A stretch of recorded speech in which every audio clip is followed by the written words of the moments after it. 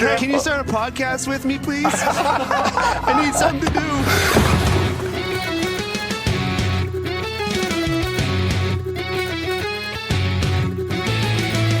Pastrnak sent it out in front of Malkin to save. They score! Elias Lindholm looks to the heavens. Here's a chance. Potter right in and goal. He scores. Oh my! What a move by the rookie. 2-on-1. Pastrnak moving in with Marchand. Get it to it. Score! The zone. Coyle dances in. Backhand score! Lindholm right wing corner. Pastrnak is there. He scores! David Pastrnak wins it for Boston.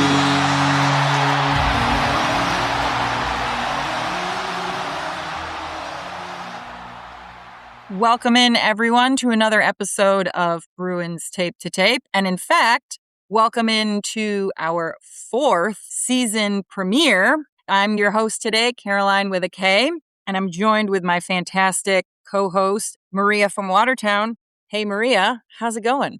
It's going great. I can't believe we're 4 years into this gig with each other. It's flown by in a good way. It has. It's been an interesting 4 years, or at least 3 full seasons. To kick off this season, we are bringing in our favorite doctor of devs, our prospects expert, Maribeth, to talk about Dev Camp. So welcome in, Maribeth. Hey, thanks so much for having me, and congrats on 4 years. Happy to have been part of it for most of it. I appreciate you guys having me back. As you know, this to me is one of the most wonderful times of the year. It fills us all with hope and the promise of what could be in the future for the Boston Bruins. There's a saying in gardening, if you'll indulge me, that there is no perfect garden like next year's garden. And I feel like there's no perfect team like next year's future team. And so I often feel that way when I'm watching some of these young kids and hearing about them throughout the season from you.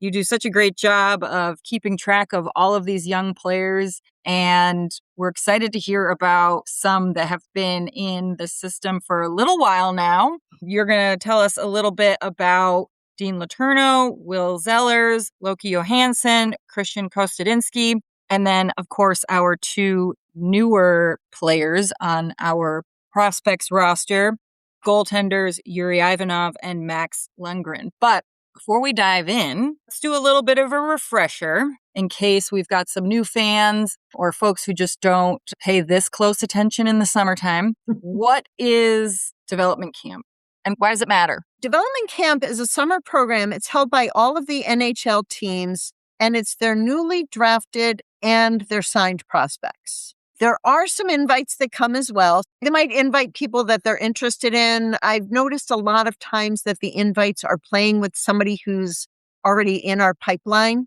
So that's generally how they get there. So it's people that we might be keeping an eye on, maybe some undrafted free agents that we want to check out. The players are usually between 18 and 20 or 21. Some of them can be a little older depending on where they are in their development. But the teams get to know the players get to know the team culture, the training methods, the coaching staff.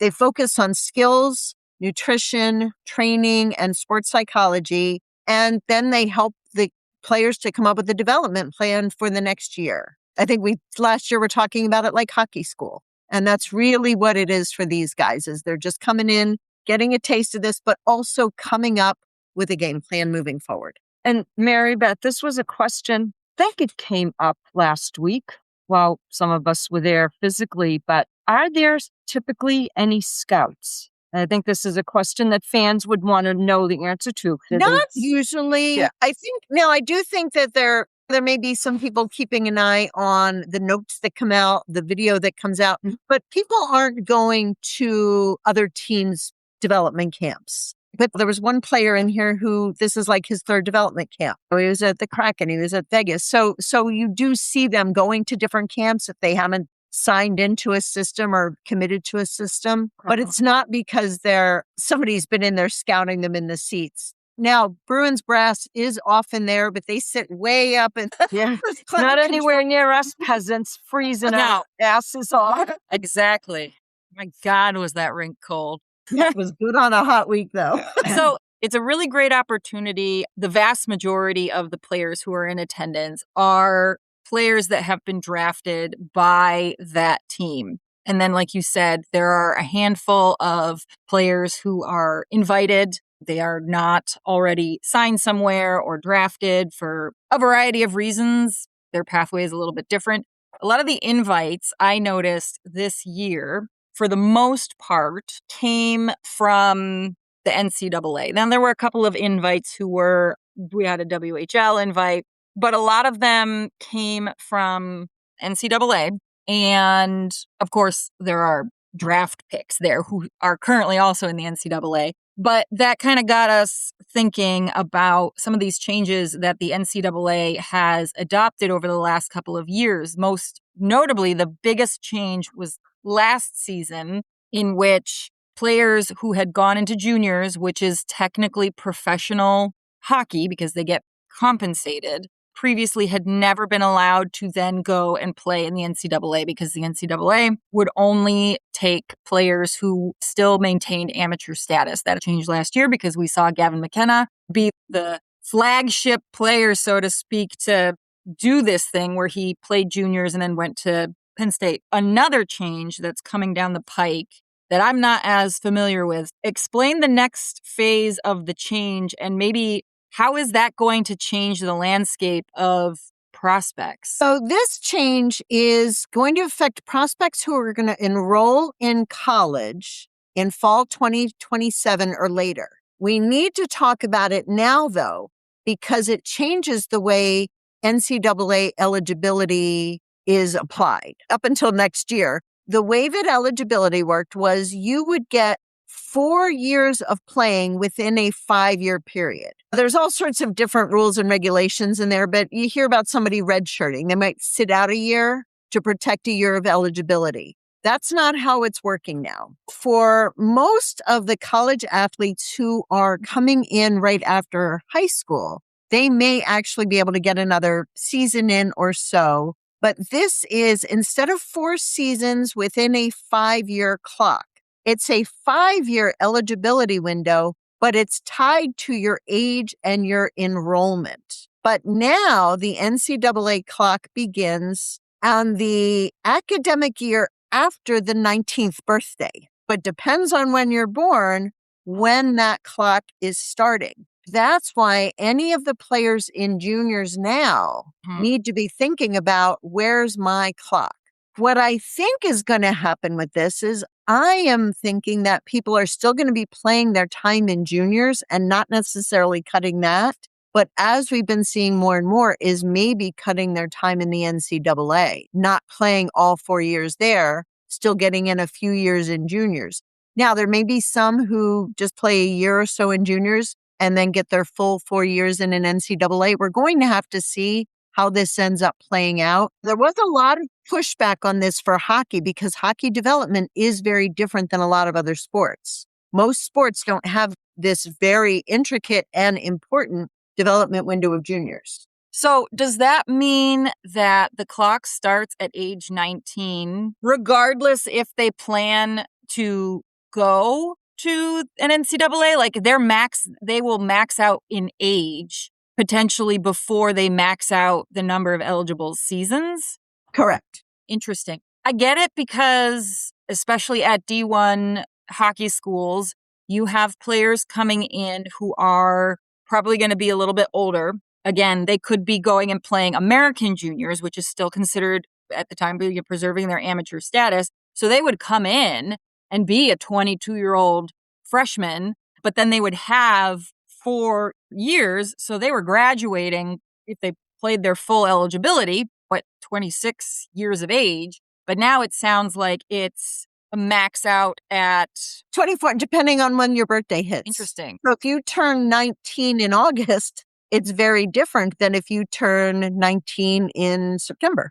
Yeah. Kind of like enrolling for school with these kids, right? Kind of. There's got to be a lot of thought in how they're doing it. So it's important just to keep this in mind. Again, we're not going to be seeing it until next season, but it may affect some of the choices that some of our prospects are making based on their development. I actually kind of like this idea, this concept, because I think the biggest criticism and concern around the NCAA rule change from last year was you've got kids who are going to be doing juniors. They're going to come in and they're going to obviously be really talented because they've played in Canadian juniors, which is really high level of hockey.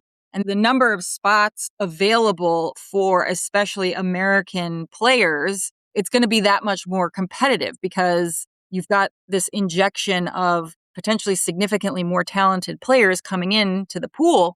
But then this is like the protection piece from the NCAA for their American players, because if an American player decides to only do 1 year of US juniors, they might be able to get in sooner as opposed to other players who are doing Canadian juniors. And it's not uncommon for them to make that jump from Canadian juniors to the NHL because Canadian juniors is effectively that prep league for the NHL, whereas NCAA is the prep league for the NHL for a lot of Americans. So I like this in this sense that it kind of takes back a little bit of that control that it seemed to me that the NCAA was kind of giving up.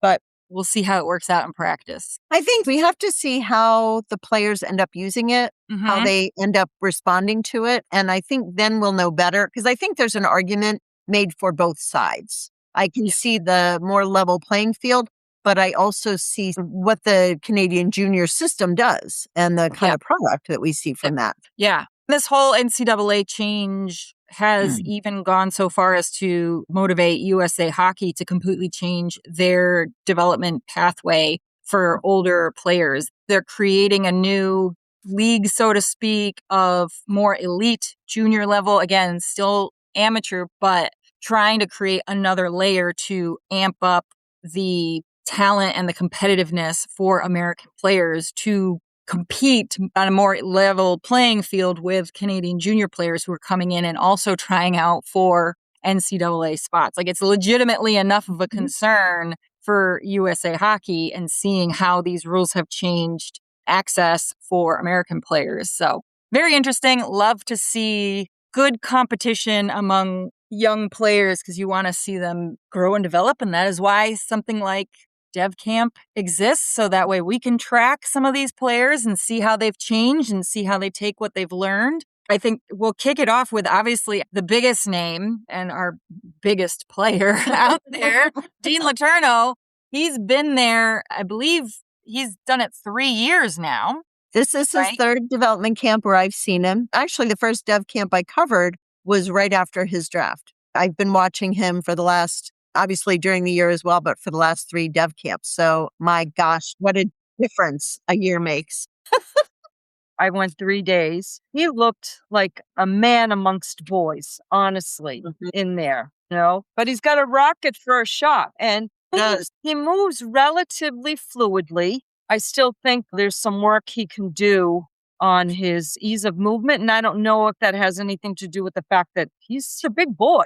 Yeah. I mean, he's sturdy. Let's put it that way. When I think of like Zdeno Chara being of similar height, in my mind, Chara was this skinny player, very live beanpole of a man. That is not Dean Letourneau. So give us his little background and then some things that you've noticed that have changed since he's started with us. He is a rising junior at BC. And for anybody who's followed his career, they may remember his freshman year was not full of stars. He was supposed to have another year of development. And then one of the BC players ended up going pro a year earlier than expected. A space opened up, so he took it. And he had an injury, it turns out, that year too. But his freshman year, not awesome. This past year, completely different year at BC. He was second only to James Hagens. Really, you could see it at camp. So he is faster, he's stronger, he's confident. And again, this is from watching him for the last 3 years. He is a leader on the ice now. And you wouldn't have said that last year. You wouldn't even have predicted that was where it was going. Obviously, the Bruins knew that before we did. He stood out this year, not just because of his size. The first year I was like, yep, he's taller than everybody. And I see him. But other than that, he didn't stand out. This time he did. He's becoming better at creating his chances. There was a play on Wednesday during the 3-on-3 scrimmages that he made some space, he squeezed his way through, and he just made this nasty goal. It was so much fun. We're watching that, and I thought, we wouldn't have seen this from him last year. But this is the kind of stuff that he's been picking up. This is the kind of stuff he's learning by the minutes he put in, by the time he put it, and quite frankly, the hard work he's been putting in. Yeah. He's going to be the number one guy at BC this year. It would not surprise me if he comes up next spring after the BC season ends.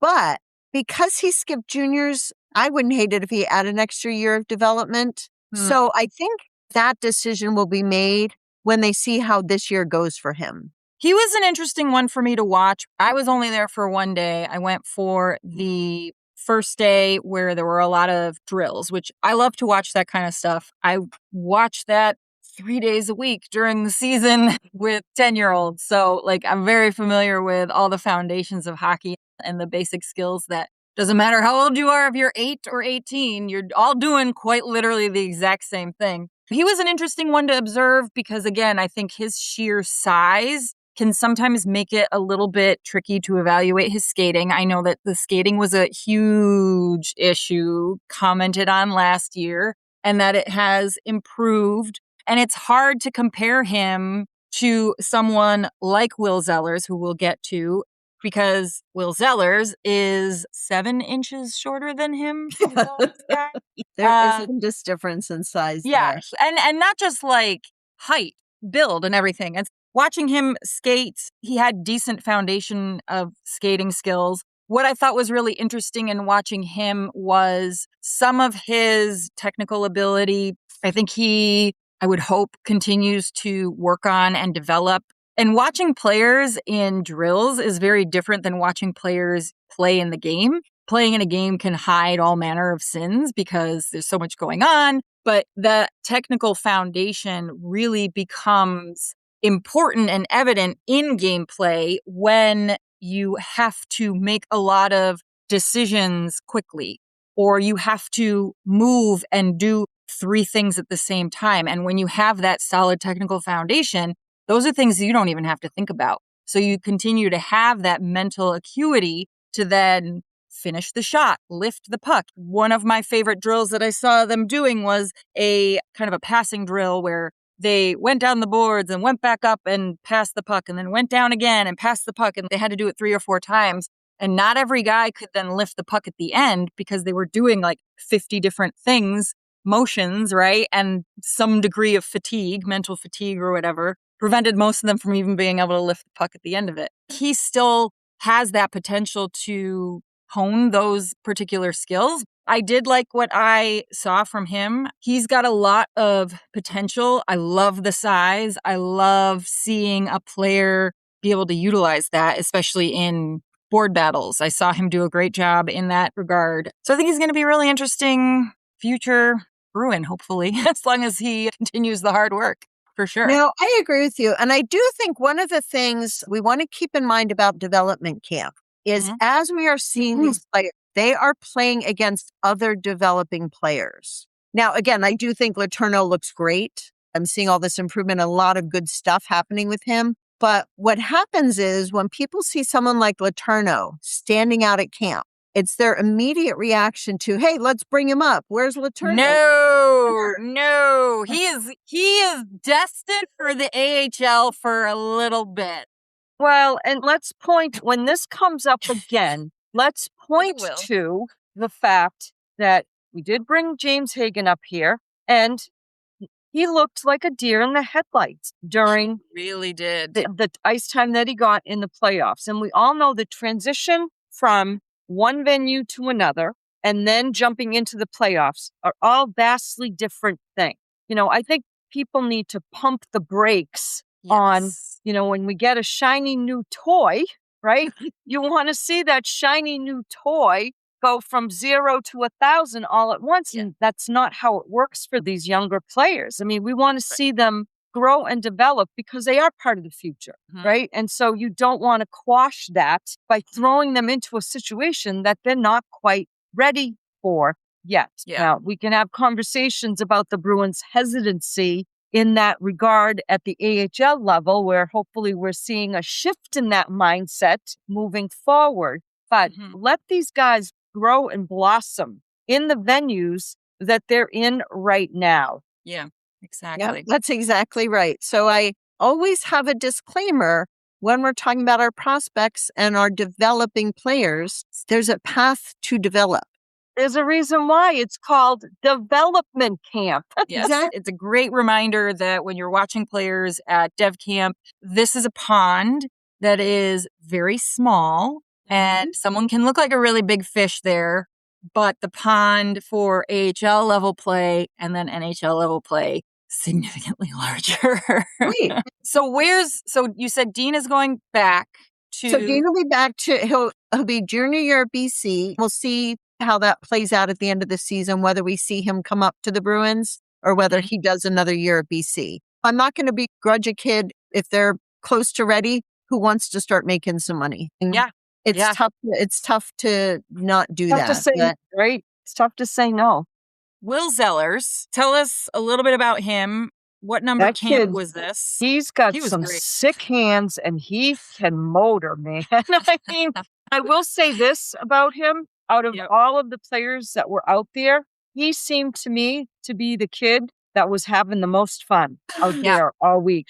He just looked like he was having a great time. Yes, love to see He that. did last year too. The kid loves to play hockey. And it just shows. He just translates. sparkles and is full of joy. Yeah, just yucking it up with teammates or goofing around. And this should be part of the component of the week. Yes. Yeah, I agreed. It's a game. Yes. At the end of the day, it's a game. It's a serious game, and they're making a career of it, but particularly at summer camp. Yes. Although I will say that there was at one of the scrimmages, I think it was the first scrimmage we saw, that he and Vaughn kind of got into it a little bit along the boards, and that it didn't. Yeah, there was. I kind of liked. I'm like, well, good for you guys. Neither one of you is backing down. Wasn't anything nasty, dirty, or anything like that, but neither one was taking any crap from the other in the corner. So I thought that was pretty good. Yeah. So he's 20 years old. We got him last year in a trade with Colorado.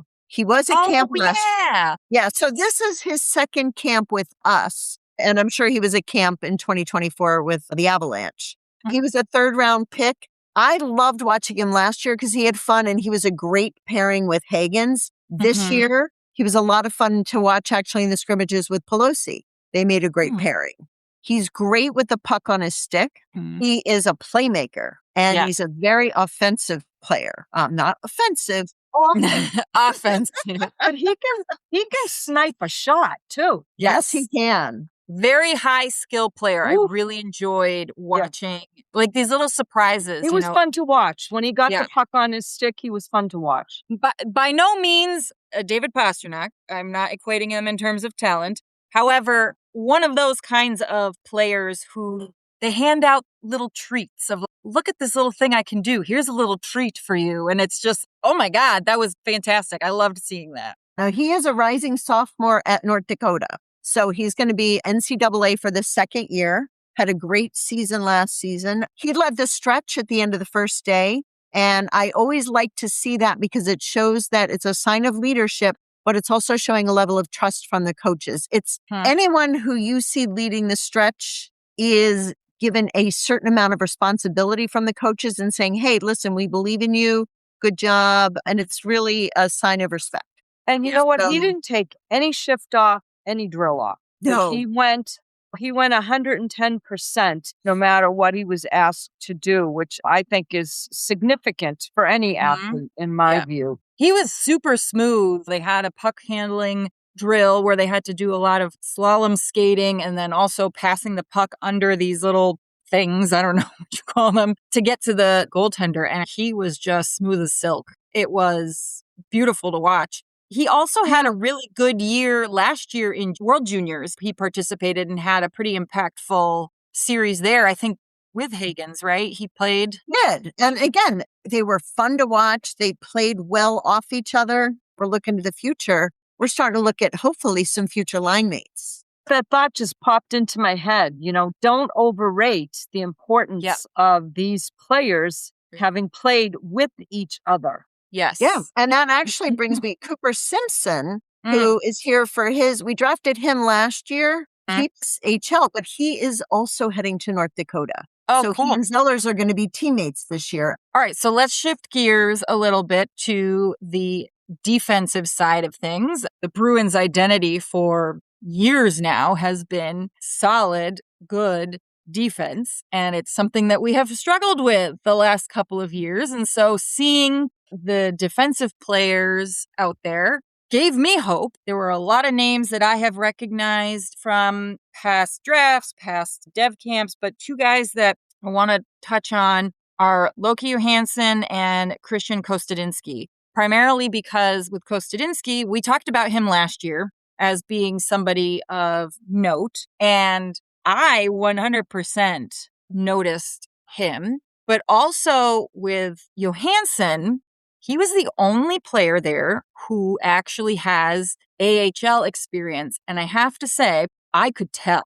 And I'm not saying because the other kids were not good, but his degree of control, especially like in his skating. Listen to me. I want to talk about anybody that plays defense Yes. that's over 6 feet tall and weighs over 200 pounds. Like, Yes. sign me up. 6'3". Right? Yes. No, he's a big guy. He is 20. We drafted him in 2024 in the 6th round. This is his 3rd camp. He just finished year 1 of a 3-year contract. So we've got 2 more years with him. Last season, he split his time between Maine and Providence. When I'm watching him at camp this year, I saw some really good stuff from him on the boards. He was just really solid there. And I've seen so much growth in his game over the last couple of years. Again, he made that shift going up until playing to the professional level. Now, what I'm hoping is that he gets more time in Providence than Maine, if not all the time in Providence. So I think that'll be really helpful. I don't think it was great for him to bounce around between the two. I think that some consistency in your team and your line mates really helps you to develop as far as it goes. The one thing that I don't love, I think that in part he can be a little bit behind and still kind of reach out and catch up. But I'd love to see him anticipating that and just getting a little bit more ahead of stuff. Yeah. He led the stretch on day 2.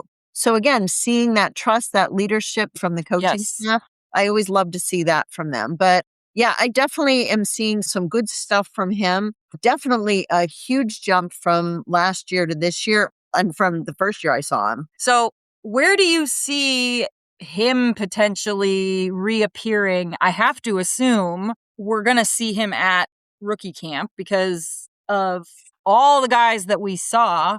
Most of these players who have been drafted, seems like they're pretty much all going back to college in the fall. So do we think we'll see him at rookie camp? I think he'll be at rookie camp. I think he's in that position to vie for a job. Some of that's going to be dependent on, as we shake it all out after all of the stuff that's gone on the past few weeks, who else is coming up? Who else is aiming for that job? But rookie camp is about, now remember too, with rookie camp, there are some players that are already on the Bruins squad. So they're not coming to rookie camp. They have a job. So it's how many spots do we have and who's fighting for those jobs? Yeah. So we should get, over the coming weeks, we should have an idea of who's going to be invited to rookie camp. Yeah. I hope he gets a look. I appreciated during the scrimmages watching the aggressive way that he played defense. Well, we talk about this quite often, especially when we're talking about young players, whether they're in Boston at the NHL level or at the other levels. Different positions develop at different rates because of the varying skill sets that they need to master. And there just might be more things that you have to do and perfect with those foundational skills. Forwards tend to hit peak and they're going to hit their ceiling a lot younger, 25, 26. Defensemen, I've always kind of seen that magic age be 27, 28. And then goalies are the last ones because there's 50 billion things that they have to be doing in a game. And so Johansson is 20. That is an infant in terms of position. But I agree. I really hope to see him play full-time in Providence. I got to see him play that one game I just happened to be in Providence for, and he was there and very noticeable even amongst those players. So he's one I'm excited for because, again, he's been in the system for 3 years. So I love to see them continue to grow and develop. Kristian Kostadinski. Oof. You can't see the other people, but I am like rubbing my hands together over this kid. 6'6", 235. Maria is drooling. Over there. No, he's tons of promise there. So he is 21. We drafted him in 2023 as a 7th round pick. This is his 3rd camp, and he is a rising sophomore at BC. One of the things with Kostadinski is he was not a strong skater, and that is putting it quite kindly in 2024. He is still working on his skating, but I will tell you, BC, unbelievable job developing players and quite frankly, teaching them to skate. We have BC to thank for Kostadinski becoming a skater. I was surprised because I made note of this about how smoothly and cleanly he was able to move the puck out of the defensive zone during battle drills that were happening, but the scrimmage. One of the things one of the notes I took was on Tuesday, I was noticing he had some really great reps with some really solid edge work. And it was noticeable to me in part because I've been watching him the last few years, but it was enough to catch my eye. That's one of the things at Dev Camp is there's a lot of players on the ice. They don't wear numbers. So unless your back is to you, you have no idea who you're looking at. You don't know who it is. So people start to catch your eye. Now he does because he's just big. He's big. But the first year that I saw him at camp, Letourneau's first year, they were really big guys. But now we've got more coming up. So it's not as much of, it must be Kostadinski. Now, let's be honest, he still is a giant among bigger players. Yes. But it is interesting that we're starting to catch up a little bit. No, but someone who's 6'6", 235, right? He's likely still hasn't finished developing. He's not even finished growing. Let's face it. Zdeno Chara, Hall of Famer, one of the greatest defensemen ever to pull on a Bruins jersey, but never the most fleet of foot with his skating, right? Because of his size and gangliness, if that's a technical term to use. When you see a kid like this Kostadinski, who seems to be like, geez, you move pretty good for a big man. Yeah. You take notice of that. Yeah. And I mean, there's always going to be that kind of, we discussed that, Maria, at camp, the illusion of, well, gee, is this giant player just not as good as a skater? Don't look at the speed of their feet and look more at how much distance can they cover? How efficient is their skating? And are they in proper skating form? Because you want to see a guy like that be really efficient in his skating. You don't need to see him, stomping his feet and going super fast with his legs, because that would just be insane. His legs are probably 4 feet long. See them glide, right? You're already there. Exactly. So he definitely stood out. He's going back to Boston College. You said he's going into his sophomore year? He's going into a sophomore year. So we've got, and my guess is he takes 4 years to develop there. Yeah. Yeah. I mean, again, why not? Why not, right? Especially for defensemen. You want to make sure that they cook as long as they can. Goaltenders. Now, before we talk about the 2 goalies that I wanted to address, being Yuri Ivanov, who literally was drafted Saturday and then showed up in Boston on Monday, which I love those little stories, how that happens. And then there's Max Lundgren. Kyle Chavette. Yeah, so Kyle was an invite to camp. Yeah. And he's 24 years old. He graduated from University of New Hampshire last spring. And while we were at camp, it was announced he is going to be the e-bug for the Bruins this year. Good on the local kid. Good on the local kid. Now, it's important to know the NHL actually changed the e-bug rule this year. Yes. Because everyone has to carry one now. Okay. No more random Zamboni driver. No. Now, what's going to be fun for Kyle is he's going to travel and practice with the team. He doesn't count against our cap hit. He's not technically signed to an NHL contract. The e-bug needs to be someone who has never played an NHL game and cannot have played professionally in the last 3 years for more than 80 games. So it is still the spirit of the Zamboni driver. Of the Zamboni driver, right. But it's not exactly the letter of every But you're not going up in the stands and plucking a guy out of the building. Do they get, this is where I got a little lost in the weeds with the rule. Do these e-bugs receive some type of payment? They are. I couldn't find exactly what it is. Because I thought I was losing it. I'm like, these guys aren't going to be doing this for nothing. Right? No, that was an organization hire, somebody in the organization, but not a player.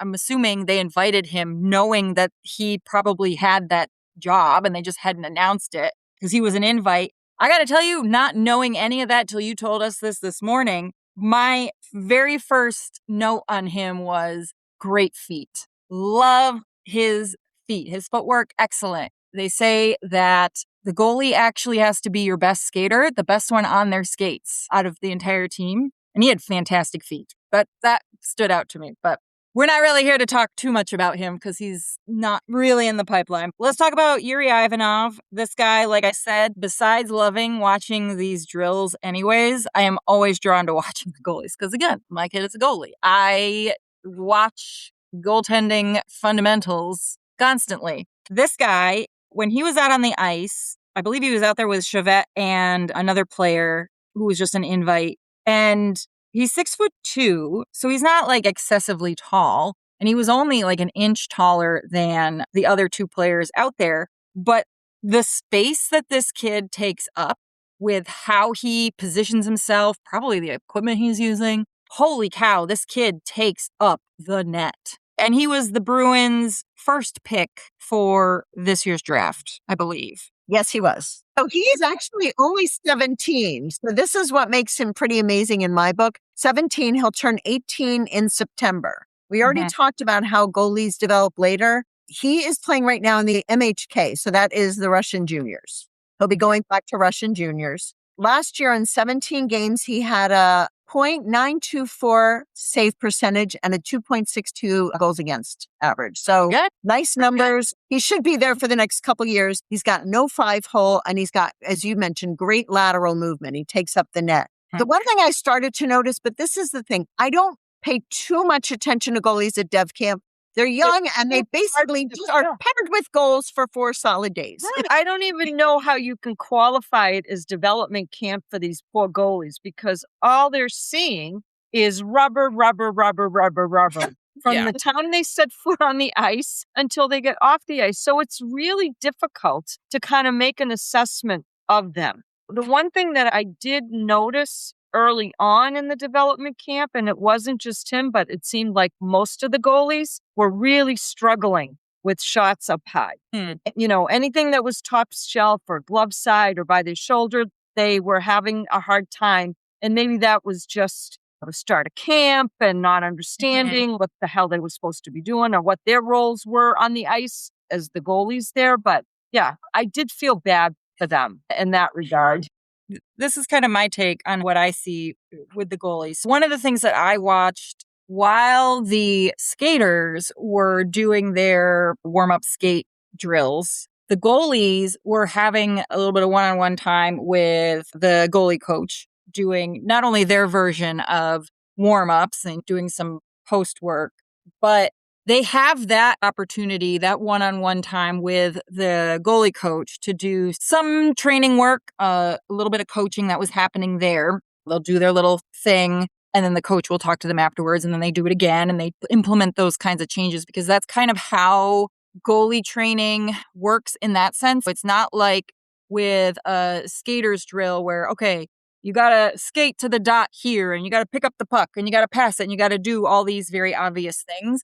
With the goalies, it's going to be a lot more smaller actions, smaller movements that they're going to practice the same kind of little routine over and over and over again. It might not seem like a ton is going on, but I saw them doing that in that kind of one-on-one time. And then for the most part, I would say when they are out there facing the shots and everything, I really wish I was there for that day that you were texting me, Maria, about the goalies, because I probably could have been able to assess it a little bit better. When they get into the net to serve as foil for the skater, I don't want to say that they're not trying hard, but the point isn't necessarily to stop every puck like you would have them in a game.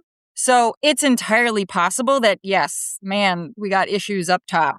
100% could be. But the fact that it sounded like every single one of them was doing that kind of tells me that maybe what they were doing was doing an 80% effort.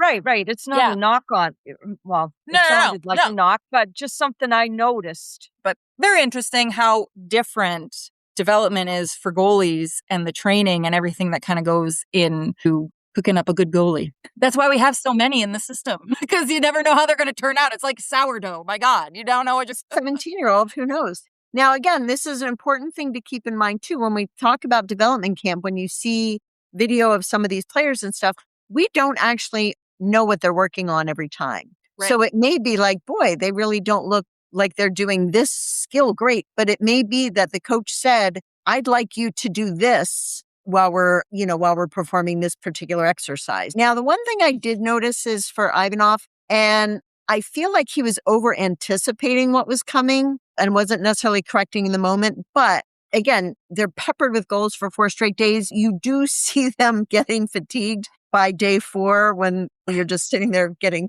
puck after puck. No, and you know what? They were sharp. They were sharper during the scrimmage component of the development camp. Yeah, definitely a different level. Now, Max Lundgren, even though he's from Sweden, local boy, so to speak, Merrimack College won the Hockey East this past spring, with him in net. He's huge.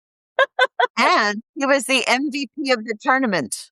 He's huge. He's ginormous. Yeah. He's 6'5". He literally takes up a lot of space. I want to hear from you, but my one comment about him was I didn't love his feet as much as I loved Chauvet's feet. But man, he can quickly get to the other side just because of how freaking tall he is. Yeah, he's 24. We signed him as a free agent in March, like right at the end of his season. He was undrafted, obviously. He had a little bit of a different path. He actually played youth hockey in Sweden. He had a little stint in the USHL. He was NCAA ineligible for his freshman year due to the league that he played in Sweden. This was NCAA, rules were different then. So he started Merrimack playing his sophomore year, even though he went there as a freshman. Okay. So basically, again, this red shirt rule, he's somebody who would have been caught up in the new rules there. From everything I can find about him, he is a responsible, hard worker, and he took his college education very seriously. I just think that speaks to a level of maturity we don't always see at this age. So again, he led the Hockey East in wins. He was MVP of the Hockey East tournament, had the most saves in the NCAA this year. We've got a few goalies in the pipeline, and I'm not quite sure where they're going to shake out. I think he's going to end up being Providence, not Maine. I've got to see. We just signed somebody new who I don't know enough about. I think one of the things that Boston Bruins organization has done tremendously well in regards to their development. They've had some issues with how they develop some of the skaters, but goaltending development is just one of those things that the Bruins do. They seem to do consistently well. And I will say, I'm glad that they're changing their mindset in terms of, one of the criticisms that many of us have levied at the Boston Bruins is they never had a plan for the ultimate departure of Patrice Bergeron and David Krejci. Well, now you've got a franchise goalie, right, in Jeremy Swayman. You know how long you have him. His deal is going to be very team-friendly at the end of it. But you have to be prepared for the eventuality that you're going to need to fill that role. I'm glad to see that they're at least living for the future and not just the now these days. Yeah. And I do want to mention, we did have one more goalie at camp, Roberto Henry. He was USHL for Green Bay, leader of save percentage. He was great. He is starting at BC in the fall. So again, it's the Boston College Bruins point. Yeah. But I want to make sure I mention him. He was drafted this year, 6th round, but he is also going to be another friend at BC. And also he's the only goalie we didn't talk about. So I want to make sure we mention his name. Yes, of course. And I wonder if we will see any of these goalies come back next year to the dev camp, because it almost seems like when it comes to the dev camp, the goalie piece tends to be revolving, which could be entirely a byproduct of the fact that the way that you develop goaltenders is very different. I think, Maria, to your point of looking to the future, when Tim Thomas left, we had Tuukka. He stepped right up. When Tuukka left, we had Swayman step right up in. So we've been very lucky in that regard that we've not had that gap. And I think for as much as we like to make fun of Don Sweeney this summer collecting goalies like they're Pokemon, he and his staff know what they're doing when it comes to collecting a large variety of different kinds of goalies because it is such a long-term gamble.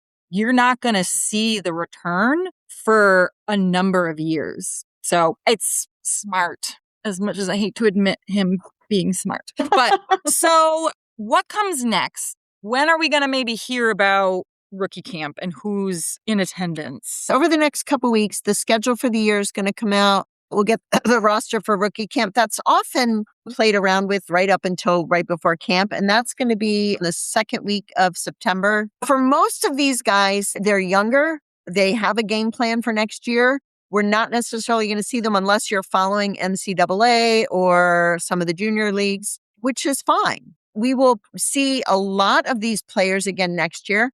And I'll have an article on the Substack with some of the players because obviously I could talk all Can't day talk about all of them. Yeah. Who wants to listen to that? We had a pretty big draft class, but they were lower tiered picks this year compared to sometimes when we've got these first round picks like Letourneau or Higgins that are really exciting. It doesn't mean they're not going to be good. Last year, a lot of the attendees from Dev Camp did end up going to rookie camp because they had completed whatever developmental path they were on. This year, that's not necessarily the case because we had so many kind of graduate from Dev Camp and go on to AHL or ECHL. We've got a lot of guys now who have filled in these spots, and so we're not going to see most of them. The ones that we'll see at rookie camp are going to be the ones who are going to be playing. Either they're going to get the invite to the big show, as it were, up in Boston. They'll be in Providence. They'll be in Maine. Most of these players, they're younger, particularly the newly drafted ones. They're younger. They are NCAA. They are juniors. We've got, my standout of camp, which again, I'll put on the Substack. Popkov, he's only 17. He plays Russian juniors. He's got some sick hands, that kid. Yeah. I think you and I chatted about this on Thursday, Maribeth. The start of the scrimmage or at the drills, he didn't really look engaged to begin the day. Yeah. But then he stepped it up definitely during the scrimmage. One of the things that's really interesting about development camp is that some of the players who were invisible to me all week, you put them in the scrimmage and all of a sudden they are shining. And you're just like, where have you been all week? Where have you been? Or there's ones that you've been watching during these drills, during these exercises, and you're looking for the scrimmage. You're like, well, where are you? Are you even playing out there? Which is why you do both. Yeah, it's very exciting. But thank you again, Maribeth, for... Thank you, yes, for your thorough assessment, your time, giving up a lot of your time to go very there. Good, yeah. We're going to chat again at the very end of the summer, maybe get a refresher on some names that we've seen before. Maybe there's going to be someone that we've not really ever talked about. So that'll be exciting to see who our more immediate prospects are as September approaches. In the meantime, we're going to put together, you and I, some stuff for the Substack, a little bit more detail and more information about these players and how you can keep track of them, where to watch them if you're nearby some D1 hockey or junior hockey. How can our listeners find you, Maribeth? You can find me on my socials. I am always at MB Skis. I'm active on Threads. I'm on Instagram. I'm on Blue Sky. So you can find me all those places at MB Skis. And so happy start of our 4th season. We have lots on the calendar for this summer. It may be summertime, but we still always have hockey to talk about. We'll be talking about some of our newer players who have returned to Boston or who are starting in Boston. And a little bit later this month, we will do a recap of a crazy free agency for everybody else, but apparently Boston. So stay tuned for that. In the meantime, make sure you like and subscribe for more content and be sure to leave a rating and review to help other Bruins fans find us. You can support the podcast by joining our Patreon or following us on our socials and on Substack at tapetotapemk.substack.com. Any final thoughts? Getting close to hockey season starting, ever so closer. So Every day a step closer. As I tell my niece, rest up, hydrate, and get ready because the season will be here before we know it. It sure will. It's going to be an earlier start for sure. As always, go Bees. Go Bees. Go Bees.